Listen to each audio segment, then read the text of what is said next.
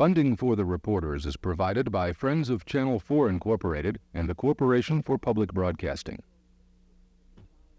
Last Memorial Day, 17-year-old Christopher Peterman died here at the Ada County Jail, the victim of a prolonged beating. The Attorney General's office has now released its report on Peterman's murder, identifying a number of problems at the jail that may have contributed to his death. But that report hasn't satisfied everyone, and a citizens group says it will continue to push for a grand jury investigation. Tonight, the aftermath of the Christopher Peterman murder.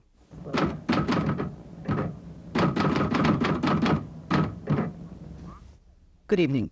The release yesterday of the results of a 6-week study by the Idaho Attorney General's office into conditions at the Ada County Jail signals a new phase in the aftermath of the Memorial Day murder of 17-year-old Christopher Peterman at the Ada County Jail. Tonight, with Ada County Sheriff Chuck Palmer, we'll take a look at that report and what it says about the way the county handles its juvenile offenders. Nampa teenager Christopher Peterman died of massive head injuries on Memorial Day after having spent the weekend in jail, awaiting a hearing on a contempt citation stemming from his failure to pay some $70 in traffic fines. 4 of his 5 teenage cellmates are accused of beating, kicking, and torturing Peterman over a 5-hour period that day and are currently awaiting trial on first-degree murder charges. The incident has drawn national publicity and has sparked an FBI investigation in addition to the Attorney General's probe.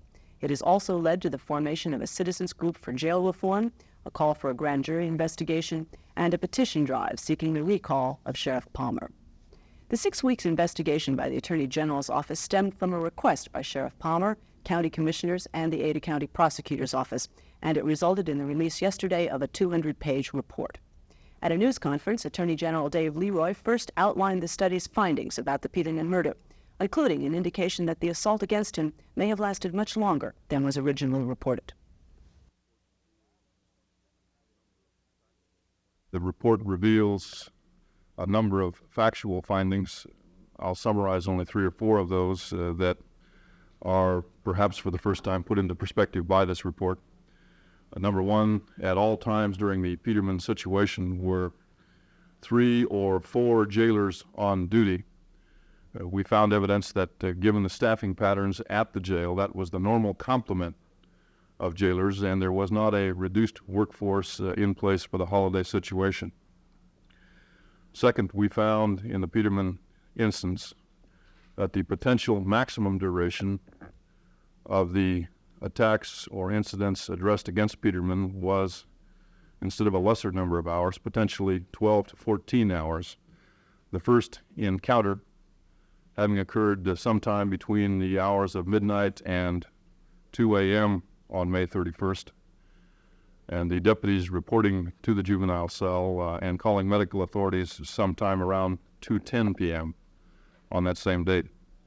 Thus, instead of 3 or 4 hours of difficulty or situation, potentially the Peterman incident spanned a period of time from 12 to 14 hours.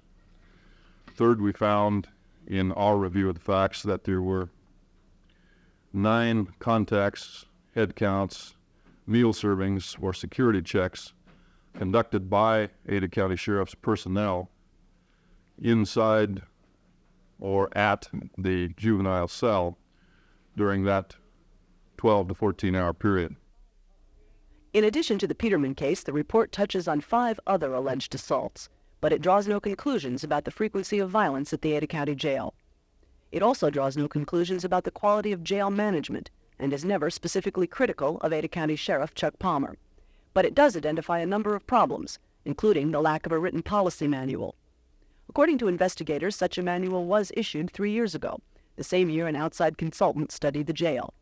But they say the manual is not currently in use and personnel were unaware of its existence. The 1979 policy, which had apparently been adopted but then not retained in the operating policy or the recollection of those who did operate the jail, established a Section 2 Rule 2 proviso and policy that recommended a security check once every hour for those portions of the jail where adults or juveniles were incarcerated. Secondly, the 1979 study noted significant concerns about the insufficiency of staffing as it was at that time. Third, the 1979 study noted that the manual itself was a good start for collecting policies and recommending practices in the Ada County Jail, but it also recommended that that manual be expanded, that it be used as a basis for a testing and development program for jail personnel, that records be kept of the sources to whom those manuals were issued, and finally it recommended a regular examination and review procedure for updating the manual itself. Also of note in the rules contained in the manual were provisions of the manual itself that detailed special concerns or special proceedings for the handling of juveniles in the Ada County Jail, including careful screening intakes and steps designed to be taken to protect the juveniles in the facility from physical attack. In addition to the lack of a current policy manual, Leroy's investigators identified what they termed dangerously low staffing levels and said that situation represents a continuing threat to the safety of both inmates and officers. Moreover, they said, the Sheriff's Department has no right to refuse to take a juvenile inmate, regardless of the nature of the juvenile or of space and staff limitations. And they were critical of monitoring devices within the jail, noting that the monitor in the juvenile cell had not worked for at least 5 months and perhaps as long as a year. Finally, the report notes that current law, together with space limitations, may result in the jailing of minor offenders with potentially violent juveniles, as apparently happened in the Peterman case. In the area of recommendations, the study called Adoption of a Comprehensive Policy and Procedures Manual essential, and it recommended that Sheriff Palmer make an immediate emergency request for additional staff and that he employ additional personnel on holidays. Other recommendations include a review of existing laws which may result in the mixing of hardened juvenile criminals with minor offenders, upgrading of the jail's audio monitoring equipment, and more information from the Juvenile Detention Center about inmates transferred to the jail, and from other law enforcement agencies about anticipated arrests. Finally, the report recommends that county commissioners at least study the possibility of building a maximum security unit at the detention center to eliminate the need for transfers to the jail. Leroy said he could identify no single factor that caused Peterman's death, and he said even if all the report's recommendations were followed to the letter, there would still be no guarantee that another murder would not occur. There can be no guarantee in any incarceration and in any facility for incarceration that on all situations, absolutely, the life and safety of anyone housed there would be 100% protected. But as we report in the investigative document, it's absolutely imperative that the public recognize its duty to protect to the best of its ability by reasonable facilities and staffing patterns everyone and anyone at all times incarcerated in a public facility. We're hopeful that the recommendations will be followed and decrease the likelihood of incidents in the future. Ada County Sheriff Chuck Palmer says he agrees with some of the recommendations from that report. We'll talk with Sheriff Palmer a bit later in this broadcast, but first, some other reaction, beginning with Franklin County Prosecutor J.D. Williams. Producer Gary Richardson spoke with Williams, who chairs the Idaho Youth Commission, and it is also the Democratic candidate for Attorney General. Williams says the Youth Commission is already deeply involved in reviewing laws that apply to juveniles, and he cites a section of existing law that may have been violated in the Peterman case. Juveniles, in order to be detained in juvenile detention facilities in Idaho, have to be separated from adults. In this situation, we had juveniles together. Now, so we go to the jail statutes. The jail statutes say that those that are there on contempt citations will be separated from those who are there serving terms. As I understand it, Mr. Peterman was there on a contempt citation, so he should have been separated. So there was a violation of the law in this case? Well, I don't know if it was, truly what we could say, a violation of the law. At least I think the intent of the law. In reviewing the report, it appears that the Ada County Jail had various types of mini jails therein to handle different types of inmates, but it doesn't look like there was a sufficient classification for juveniles who were there purely on contempt citation. The mother of the slain boy, Jean Peterman, says she wants to see more supervision of juveniles in the jail and a better audio monitoring system. But she says the basic problem was her son's cellmates. The boy, up to that point, had not been in any serious trouble, and I think that he should not have been housed with those individuals who had. Well, I've said from the very beginning that I don't feel the sheriff's office, per se, the jail, did their job. I don't mean to imply that I don't believe that we have some darn fine police officers and people in law enforcement in Boise. Mrs. Peterman also says a grand jury investigation might resolve some of the still unanswered questions surrounding her son's death. That call for a grand jury has been taken up by the newly formed Citizens for Responsible Jail Management. Spokesman Terry McKay says his group has about half of the 10,000 signatures it needs to get that kind of investigation. I don't think we can be satisfied with a report that doesn't come from an impartial source. I'm not accusing the Attorney General or any of the people involved with a deliberate attempt to cover up an issue, but I'm saying that when colleagues investigate colleagues, the product has to be less than an in-depth, incisive study of the situation. It's just natural that it would turn out that way. McKay says Leroy's study raises more questions than it answers. Among them, how the Ada County Jail decides where to put its young inmates. What sort of an administration takes no more concern in segregation of inmates than to take a 17-year-old traffic violator, absolutely non-threatening, non-violent, fairly meek young man, and throws him in with several other 17-year-old kids who were in there because they were known to be toughs, were there for their violent history, and while in that facility just a couple of weeks earlier, were known by the guards to have beaten up another individual. And this issue of segregation is not addressed in this report. I think that's maybe the crucial issue, the crucial question surrounding this whole thing. What sort of an administration allows just throwing people together willy-nilly and not caring? Let's talk now with the man ultimately responsible for running the Ada County Jail, Ada County Sheriff Chuck Palmer. Sheriff, let me ask you first about the question that Terry McKay just raised. What kind of an administration allows the mixing of nonviolent offenders, meek kids, as he put it, with kids who do have a history of violence?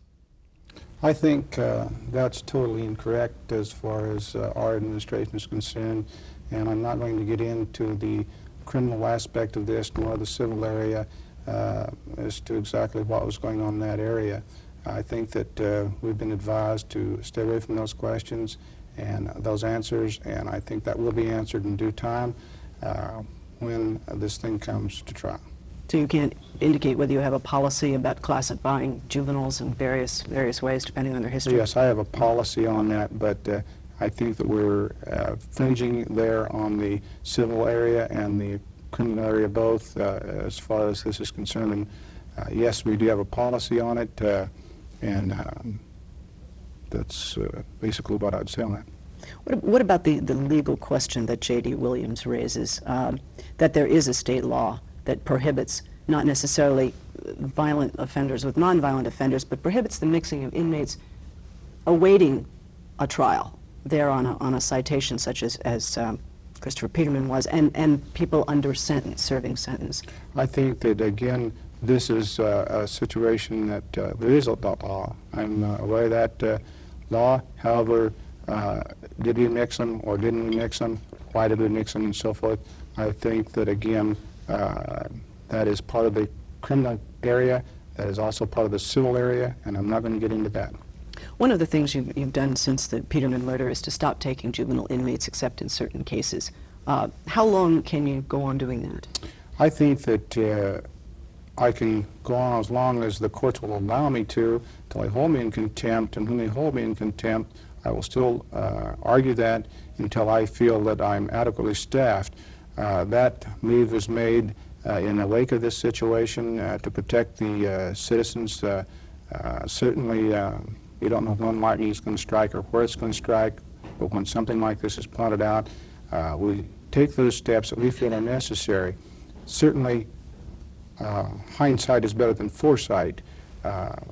When you see something like this has happened and it's brought to your attention, then I think that we would certainly be held accountable and be far out of line not to take action, and we have taken this action.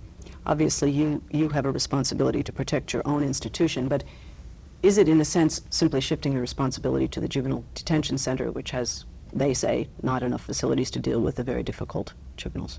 Well, I think we can probably take a look at the juvenile detention facility versus our facility, their manpower versus our manpower. I think that's spoken to in the report. What ratio of people or guards to inmates versus ours versus theirs, and I think they are better equipped. They do have a facility. They do have 3 maximum security cells over there. I have 2. They have a larger facility. They have more guards.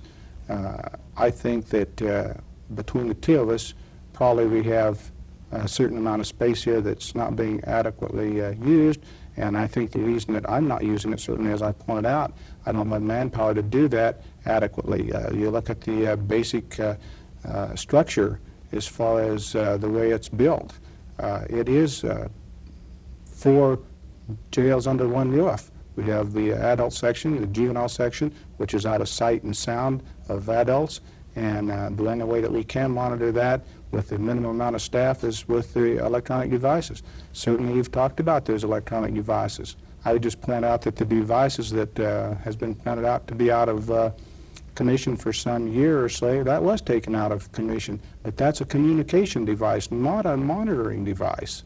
People doesn't recognize or realize that. That was not pointed out. It was never intended to be a monitoring device. No, that was a communications device for the officers in the control tower to talk to the individuals. They can do that, but you got to understand there's 65 of those. If you was to turn one a minute, you'd only have 1 minute per hour to check that. So that really isn't the point here, I don't believe. And basically, there is one some 4 feet away from the one that is out of commission. So that's not really the problem. I want to come back to that monitoring question in a moment, but you've indicated that you will ask the Ada County Commission for 9 more guards. Commissioner Bill Grattan said this afternoon that to reopen the budget would require a lengthy legal process. How good do you think your chances are? I really don't know. When we present this problem to the county commissioners, they've been very receptive. They understand my problem. They've been advised of it. We've worked very closely with this. And as we present this problem to them, I'm sure that they'll take a hard look at it, and I'm not going to speculate on what they're going to do. Suppose for one reason or another the money isn't there or whatever, you don't get those new guards, at least not for a while. What do you do then? Then I would suspect the best place for the juveniles is in the juvenile detention facility, and I'll fight to see if that happens. A major question in all this has been the supervision of juveniles and monitoring part of it, as you indicated. Idaho's Minimum Jail Standards Act requires supervision adequate to safeguard the physical and mental health of the juveniles. In a general sense, are you satisfied that that's been the case? I think that's probably loosely written. I think we're going to have to interpret that to a certain degree. What is adequate? So, you know, you can go from one extreme to the other. As Mr. Leroy pointed out, ideally you'd have one-on-one. To the other extreme, 50 to 1. Where do we stop? How much money have we got?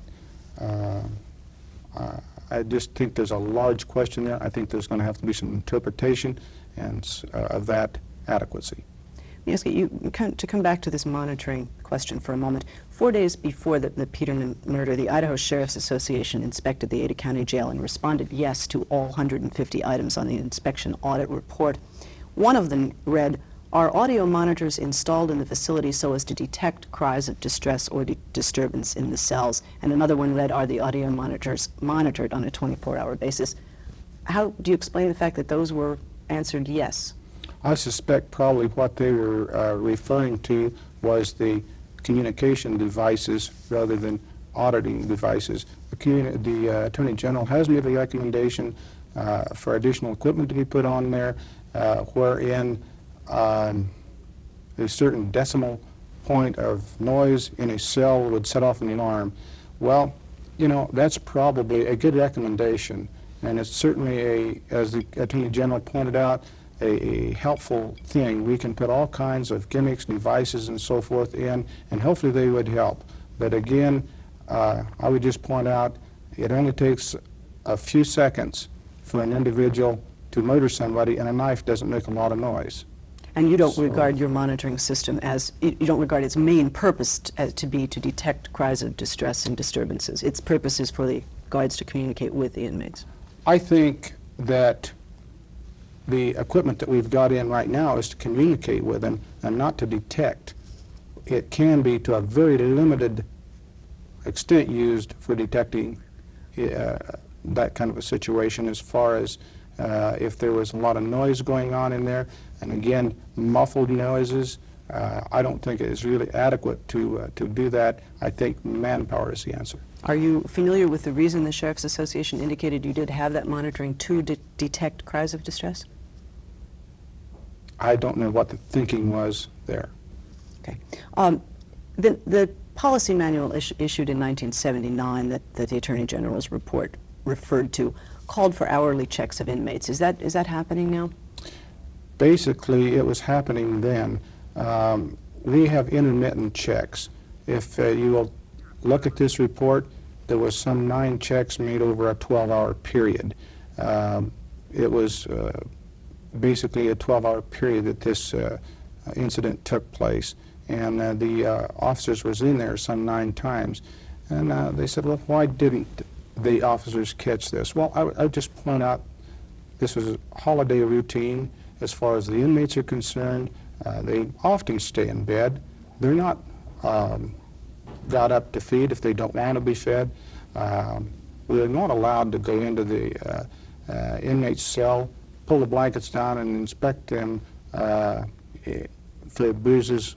Certainly all this didn't occur during the night, though. No, but again, during holiday routine, often they lay around in the bunks. When you're in a cell, they sit on them. They'd be sleeping during the day also. So it's not unusual for the officer to come by and look in, and everything looks normal, everything looks quiet. Again, I would just say that as far as this incident took place, certainly at least 9 times during that time, had Chris Peterman elected to do so, he could have notified the officers that he needed help. How do you react to, just personally, to people who listen to that explanation and still can't understand how it could have happened over that period of time? Can you understand how they're reacting? I suspect probably the people that are reacting somewhat don't understand the operation of a jail totally and wholly. I can understand their anxiety, their problems, their thinking. Certainly from an outsider standpoint, it was a very tragic situation.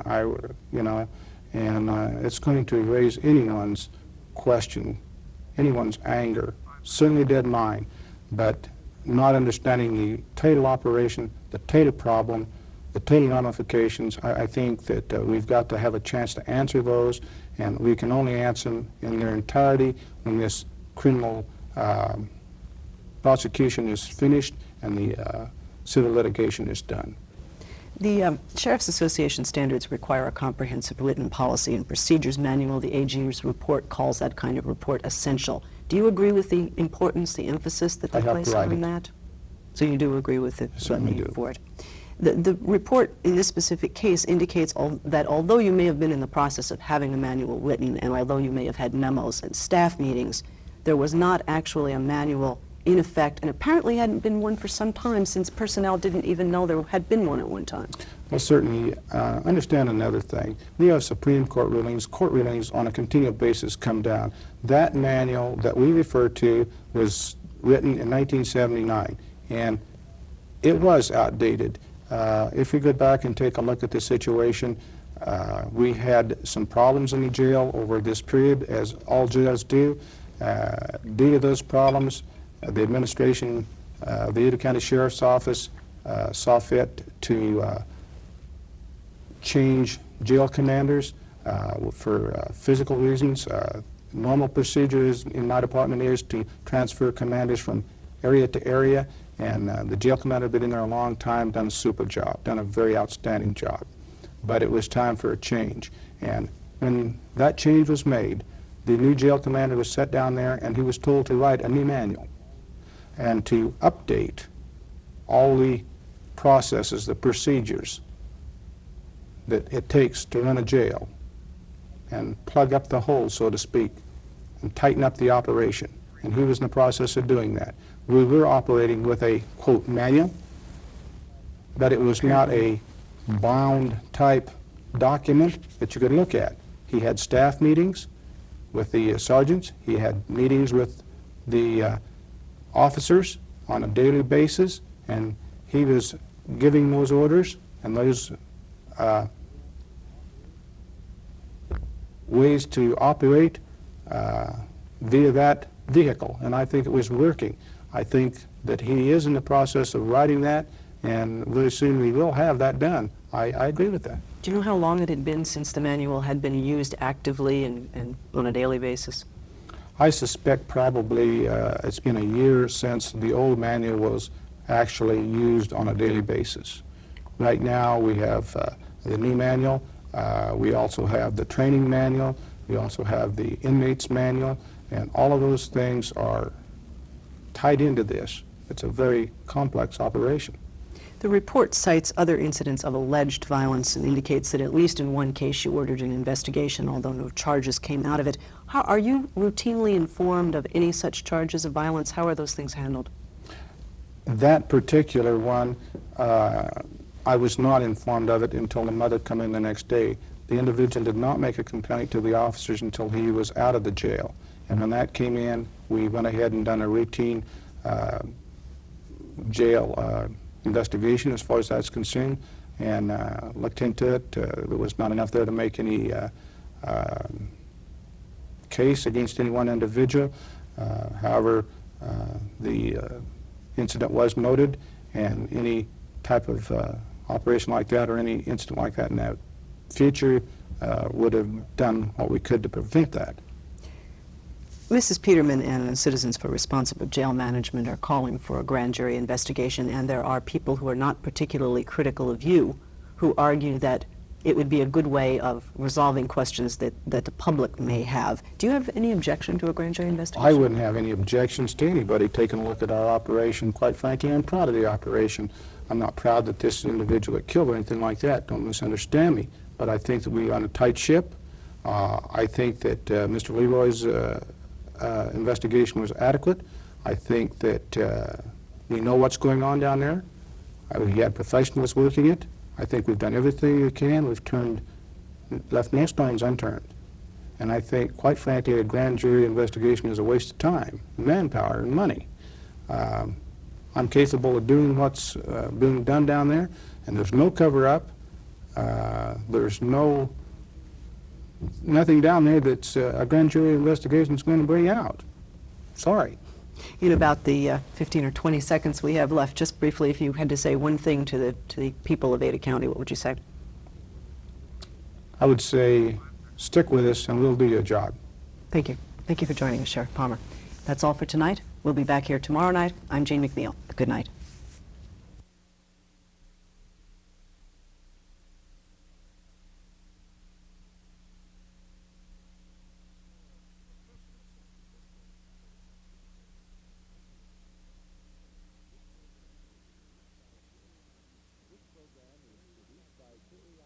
This program is produced by KAID-TV, which is solely responsible for its content. Funding for the reporters is provided by Friends of Channel 4 Incorporated and the Corporation for Public Broadcasting.